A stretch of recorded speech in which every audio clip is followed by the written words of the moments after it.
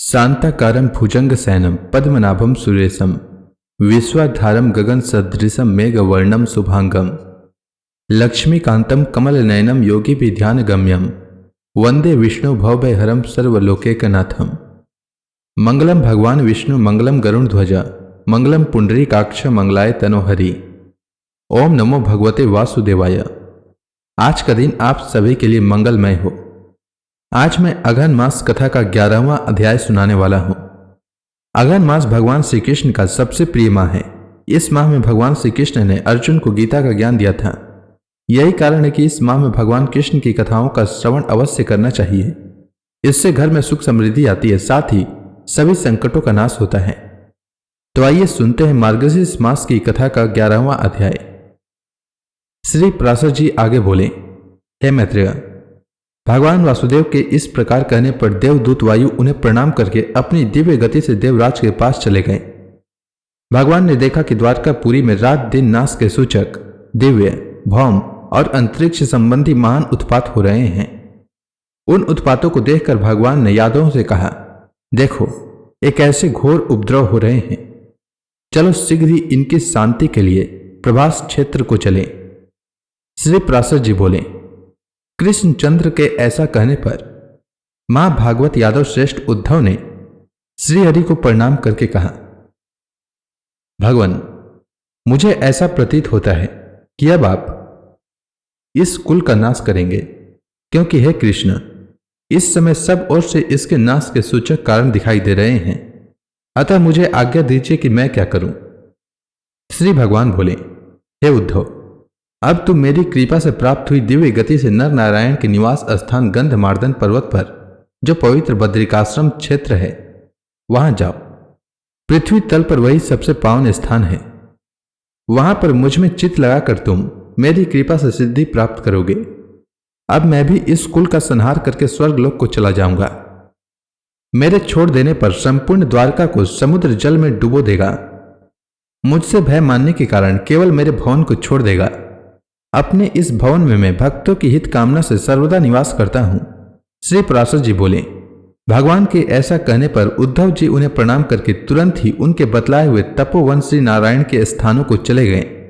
हे द्विज, तदंतर कृष्ण और बलराम आदि के सहित संपूर्ण यादव शीघ्रगामी रथों पर चढ़कर प्रभास क्षेत्र में आए। वहां पहुंचकर कुकुर, अंधक और वृष्णि आदि वंशों के समस्त यादवों ने कृष्णचंद्र की प्रेरणा से महापान और भोजन किया। पान करते समय उनमें परस्पर कुछ विवाद हो जाने से वहां कुवाक के रूप ईंधन से युक्त प्रलय कारिणी कलाग्नि धधक उठी।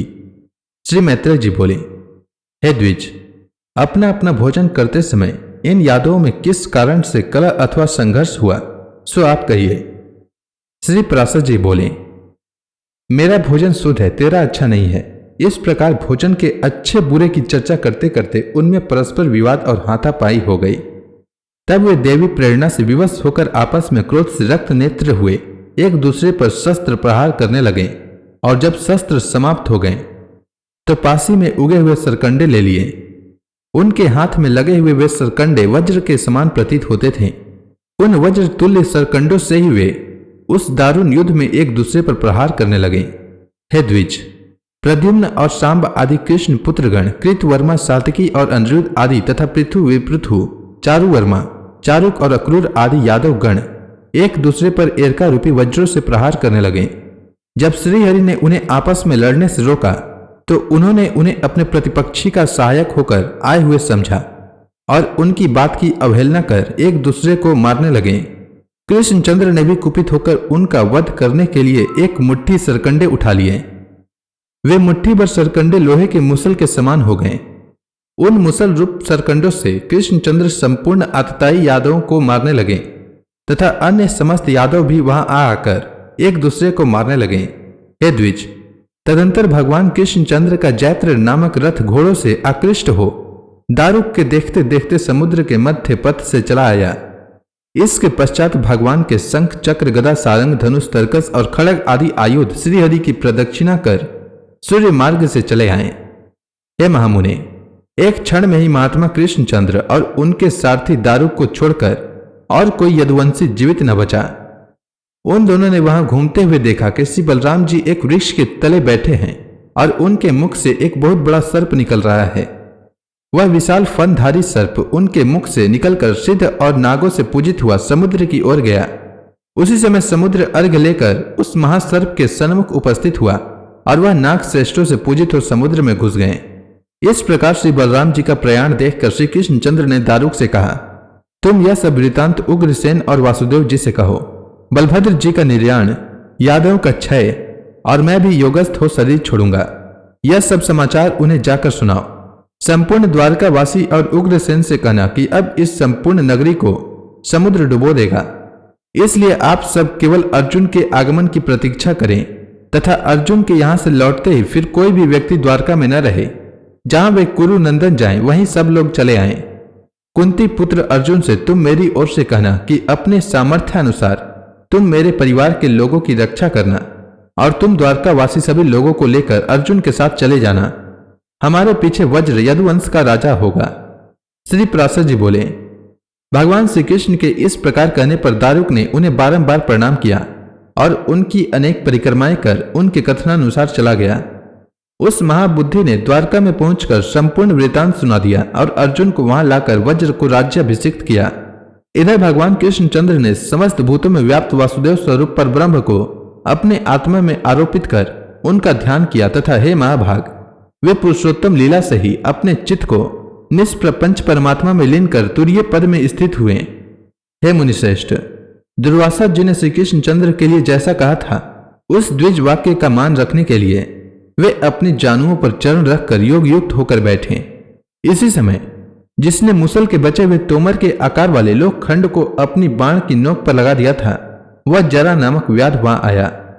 हे द्विजोत्तम, उस चरण को मृगाकार देख उस व्याध ने उसे दूरी से खड़े खड़े उसी तोमर से बिंद डाला, किंतु वहां पहुंचने पर उसने एक चतुर्भुजधारी मनुष्य देखा। यह देखते ही वह चरणों में गिरकर बारंबार उनसे कहने लगा, प्रसन्न होइए, मैंने बिना जाने ही मृग की आशंका से यह अपराध किया है, कृपया क्षमा कीजिए, मैं अपने पाप से दग्ध हो रहा हूं, आप मेरी रक्षा कीजिए। श्री पराशर जी बोले, तब भगवान ने उससे कहा, लुब्धक, तुम तनिक भी न डर, मेरी कृपा से तू अभी देवताओं के स्थान स्वर्गलोक को चला जा। इन भगवत वाक्यों के समाप्त होते ही वहां एक विमान आया, उस पर चढ़कर वह व्याध भगवान की कृपा से उसी समय स्वर्गलोक को चला गया। उसके चले जाने पर भगवान कृष्णचंद्र ने अपने आत्मा को अव्यय, अचिंत्य, वासुदेव स्वरूप, अमल, अजन्मा, अमर, अप्रेम्य, अखिलात्मा और ब्रह्म स्वरूप विष्णु भगवान में लीन कर त्रिगुणात्मक गति को पार करके इस मनुष्य शरीर को छोड़ दिया। तो इसी के साथ यह अध्याय समाप्त हुआ। इसके आगे की कथा मैं कल सुनाऊंगा। तब तक के लिए भगवान हरि का नाम लेते रहें। तो प्रेम से बोलिए विष्णु भगवान की जय, श्री कृष्ण भगवान की जय, तुलसी माता की जय, लक्ष्मी माता की जय, समस्त देवी देवताओं की जय।